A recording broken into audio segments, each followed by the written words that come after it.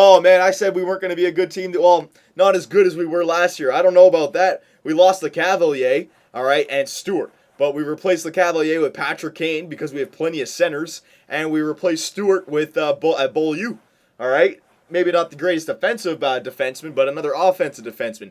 We are going to be a goal-scoring machine this year. Holy crap. So let's simulate up to the regular season here, and let's take a look at our lines. And you guys can help me decide which lines we should have to start the season here. But man, how did Chicago let Patrick Kane go? I have no clue. But you know what? Oh my God. I don't think I've ever signed anyone like that ever in our GMO commentary. Someone with that salary, with that skill level. Good God. All right, so let's simulate up here. Actually, let's remember to turn off injuries so nothing funky happens. All right, because I know we're going into preseason here. Where's the preseason? All right, so we'll start on the Monday. Monday morning. Here we go, year 5. So let's go down to settings.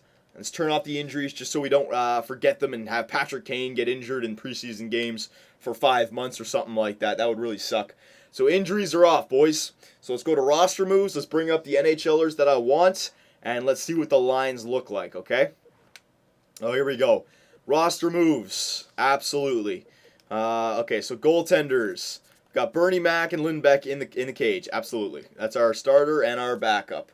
Defensemen, Hedman, Shattenkirk, Ekman Larson, Allen, Leopold, Beaulieu. Fensky, you stay down. Bisson, you stay down. Yep, that's fine. So there's our top 6. Right wingers, 1, 2, 3, 4, 5. Okay, left winger, excuse me. Schwartz, Foligno, 6, 7, 8, 9, 10, 11, 12. All right, so I don't want Terrell. I want Stajan up here. Oh, but we're running into salary problems now. Because of, yeah, that's fine. Don't worry about it. Terrell, you come on down. So 1, 2, 3, 4, 5. So Stajan doesn't look like he's going to have a place on our team. Just because of because of Kane's ridiculous salary. And Simmons' ridiculous salary. But that's fine. I'm okay with that. You know what? I'd rather keep Stajan up instead of LaRose. I think I can do that. Hang on a sec. Let me try to work my magic here. Lemieux, you come up.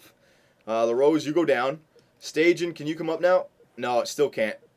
All right, so yeah, we're running into salary cap problems, but we still have enough players that I wanted to keep up here, okay? So we're okay. We still have that good 4th line. Actually, I don't want to, yeah, we're just going to have a better 3rd line now. Lemieux, you go down, because we still have LaRose, Kelly, and Foligno up. Yeah, I'm fine with that. So Stajan, hey, there's another trade asset for us, all right? I didn't expect Patrick Kane to be available, but you can't say no to it. You can't say no to it, all right? So there's everyone that we wanted. Now let's see what happens here. So Stamkos, Patrick Kane, Schwartz. Foligno, well, we got to get our 4th line back together. Foligno, Kelly, LaRose, all right? Simmons, Granlund, Connolly, Lofthouse, Thornton, and Brown. Yeah, there's no room for staging anymore. We have, yeah, because our young guns are coming up. Our young guns are coming up. We don't have any space for them. All right, so let me see here. Stamkos, Thornton, Lofthouse. Jeez, I don't even know where to put all these guys. So Lofthouse, I think, should get the center because he's got a really good face-off rating. We'll give Stamkos the left wing. All right, Connolly and Granlund are going on the 2nd line. Connolly up here. There you go. Dustin Brown. Actually, maybe Dustin Brown should get the 1st line spot. Patrick Kane, Thornton, and Connolly.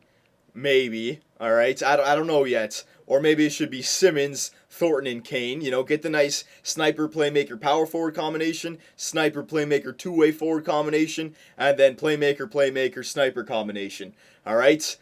We have a lot to work with here. We have 3 lines that can completely score goals now. Unbelievably score goals. Or we can send Granlund's. No, we need Granlund back here. We need Granlund as a center. All right. Or maybe Lofthouse back here. Stamkos over here. Connolly up. There's so many things to do here, boys. So you guys can help me out.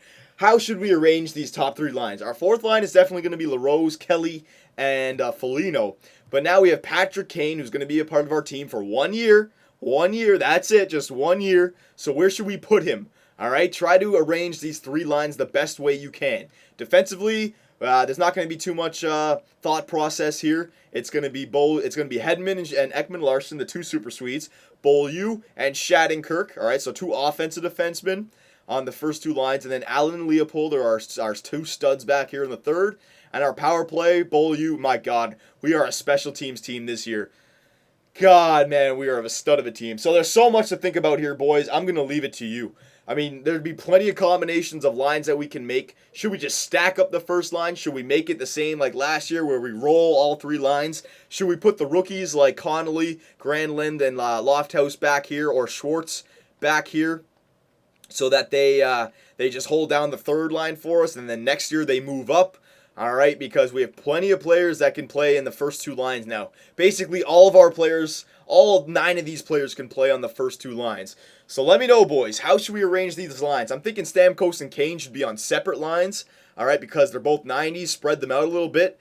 But I'm sure there'll be a bunch of you saying put them on the same line. So, boys, I'll leave it to you. GM Superb, man.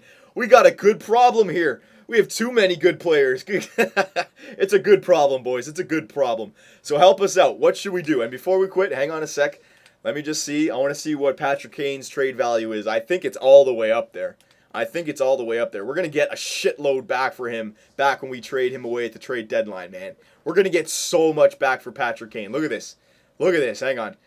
Let's see, trade value. Yeah, Kane and Stamkos, Lofthouse, Hedman. Look at all of our trade values. So when we get rid of, because I guarantee you right now, we're not holding on to Patrick Kane. But when we trade him at draft deadline, we'll be able to get like the first round pick, 3 or 4 prospects on that team, maybe an NHL starter. All right, we can now trade for Crosby. We can trade for Ovechkin.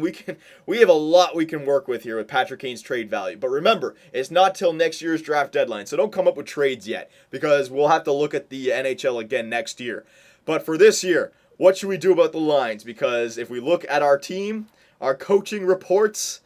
Let's see, team reports, where are we? 100 for offense, of course, it should be like 110. 100 for offense, 100 for defense, and 91 for goaltending.